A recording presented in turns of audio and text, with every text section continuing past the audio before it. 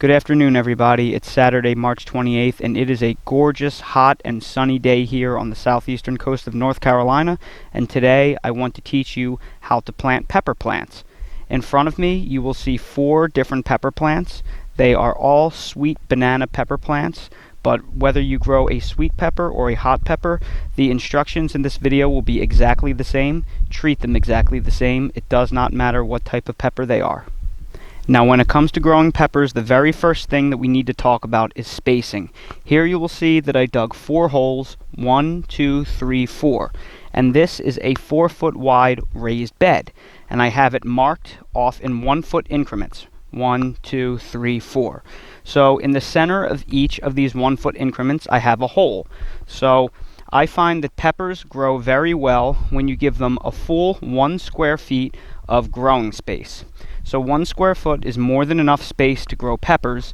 That means you can grow them pretty tightly, which is a really good thing because you'll get a high yield of peppers per square foot of garden. And the other nice thing about it is when you plant them closer together, they kind of act as a windbreak for each other because small pepper plants are pretty tender and they are pretty susceptible to wind damage. So planting them closer together is a good thing. The next thing that we want to talk about when we grow peppers is the depth of your planting hole. Now, peppers benefit from being planted slightly deep. Not quite as deep as tomatoes, but if you plant a pepper a little bit deep, the stems of the peppers are able to send out a small amount of surface roots. So it benefits from a little bit of a deeper depth being planted. So here you can see my planting hole. So if I take this pepper plant and I put it in the hole, the top of my soil on the pepper plant should sit about 1 to 2 inches below the top of the soil that is flush with the garden. So I have this one recessed probably about 1.5 inches to 2 inches deep, and that is just perfect for planting a pepper plant. Now let's discuss fertilizing our pepper plants. In front of me I have 3 slow release fertilizers. On the left I have a simple granulated organic fertilizer. In the middle I have bone meal. And on the right, I have Neptune Harvest crab and lobster shell meal.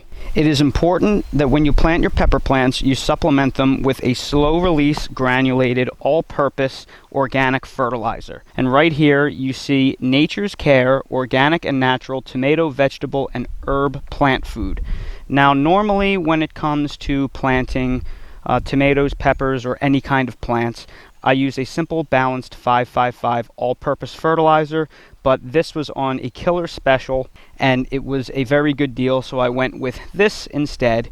Here you'll see an NPK ratio of 7-6-9, and that means it is 7% nitrogen, 6% phosphorus, and 9% potassium. Nitrogen in your plant food will help your plants grow leaves and stems and leafy green growth.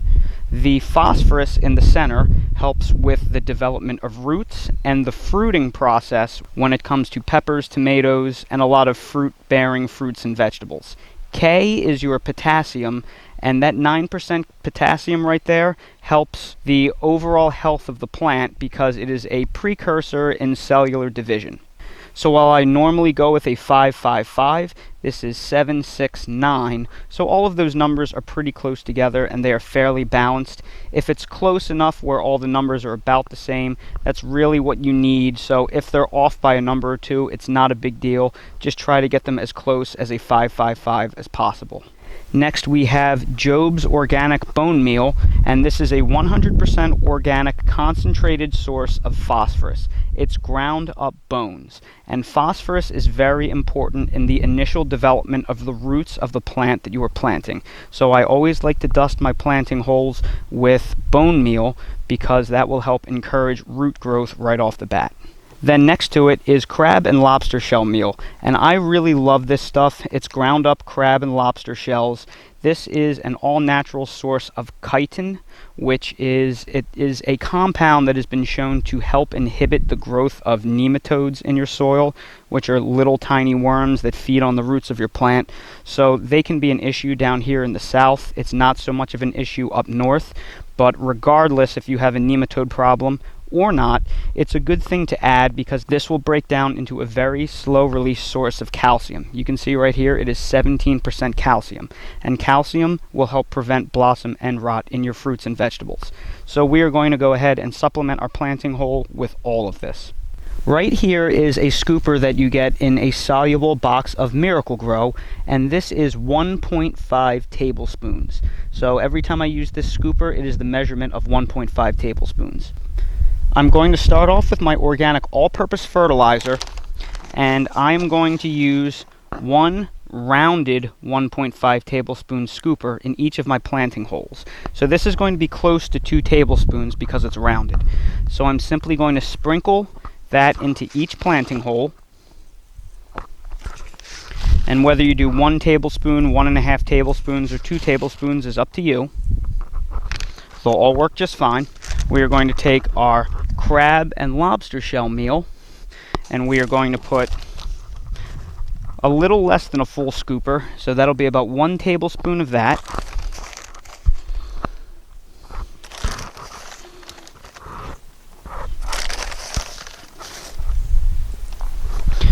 And then we are going to take our bone meal, and we are going to put less than 1 scooper in each, so about a tablespoon of that as well. So again, that's roughly 1 tablespoon of the bone meal, 1 tablespoon of the crab and lobster shell meal, and 2 tablespoons of the all-purpose fertilizer. So that's roughly 2 parts all-purpose fertilizer to 1 part of the crab and lobster shell meal and 1 part of the bone meal. And now that we've applied our slow release fertilizers, we're going to take a trowel and we are going to stir them around in that planting hole a little bit to mix them all up. Then we are going to take our pepper plant, remove the tag. We are going to gently squeeze the container, not too hard, but just enough to free it up. Then we are going to, all in one motion, flip it upside down, and that pepper plant is going to pop right out of there.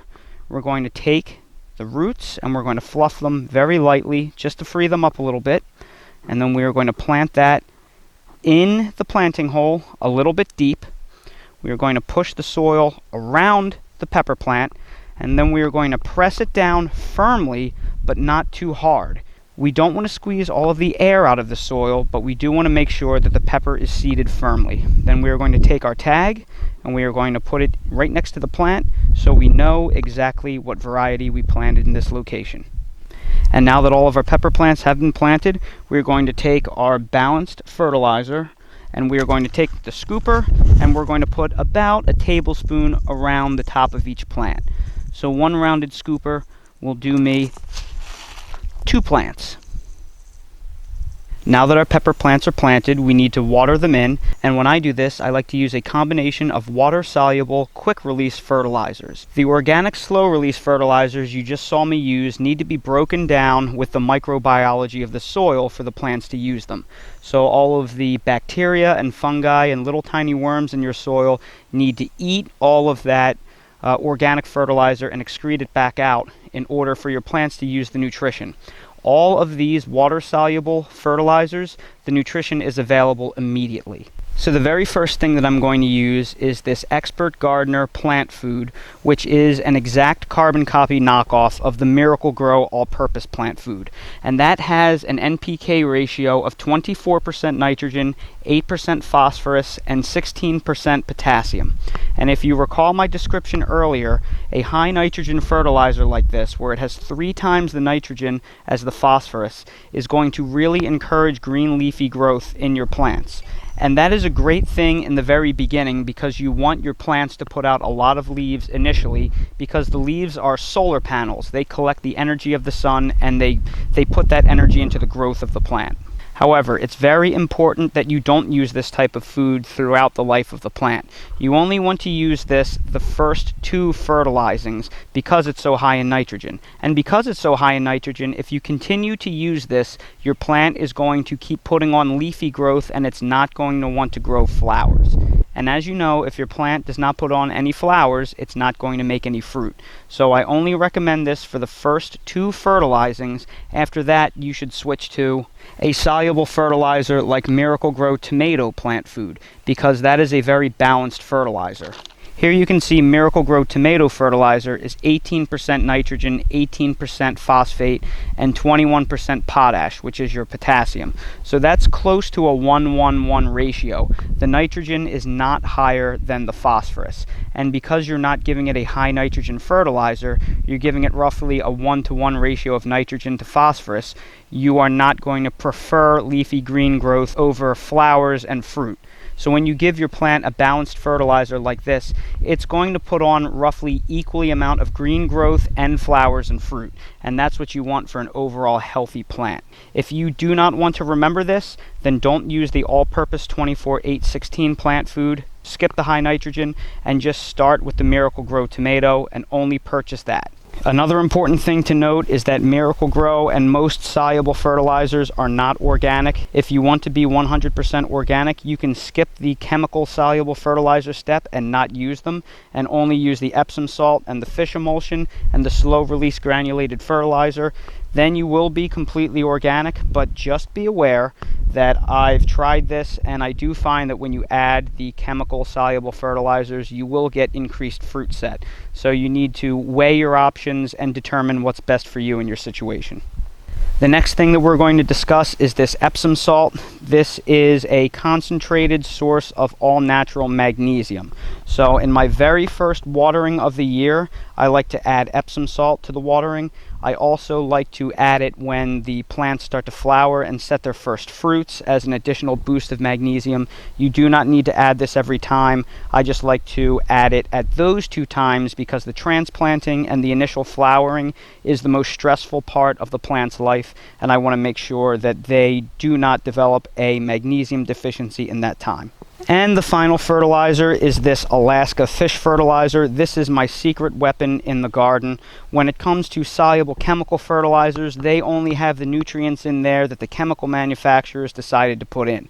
This is pureed fish, so it has every organic compound inside of a fish. It is incredible when it comes to trace nutrients. It's not a very strong fertilizer in terms of NPK, so you need to supplement it with, at the very least, an organic granulated fertilizer because it's not enough on its own, but it is like a multivitamin for your plants and it's great to prevent transplant shock. So I strongly recommend you add it to every feeding.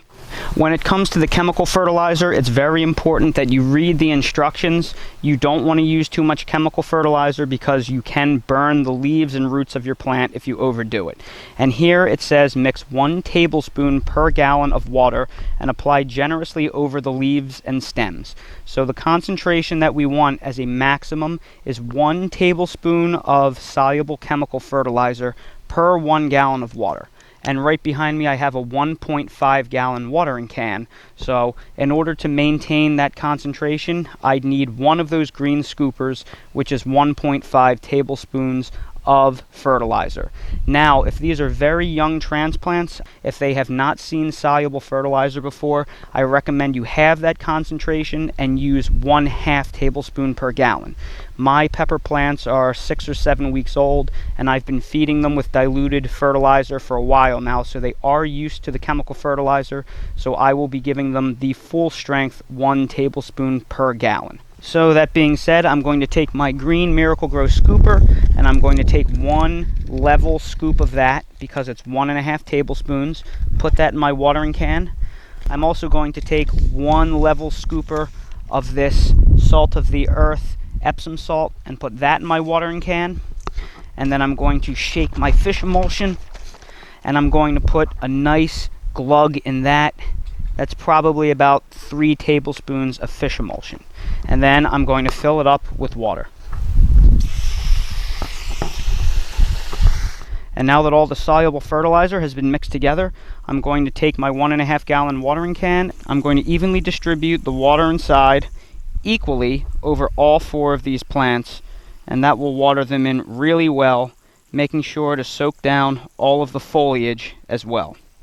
And now that all the plants have been watered in well, I'm going to pull my shredded hardwood bark mulch around each of the plants evenly. And I do recommend you cover your garden beds in a shredded hardwood bark mulch. Make sure it is a natural shredded hardwood bark mulch. Double or triple shredded hardwood bark mulch is the best because it breaks down quickly and evenly. Whatever you do, do not use a dyed mulch. Dyed mulch is generally broken down pallets and really nasty wood that may have a lot of chemicals in it, and the dyes are also not friendly to your soil. You need to make sure this is a natural mulch like pine bark mulch or all natural shredded hardwood bark. And the benefit of doing this is it will keep your roots cool and it will keep the soil moisture even. If you don't cover your soil, after you water your soil, it'll be really wet and it'll dry out quickly. Everyone, thank you so much for watching today's video. If you found it helpful, please make sure to give it a thumbs up and hit that like button. And if you haven't already subscribed to the channel, please subscribe for future updates and more videos like these. If you're curious about anything I used in this video or in my garden in general, everything that I use is linked in my Amazon storefront in the video description. Thank you all so much for watching, and I hope to see all of you again on the next video.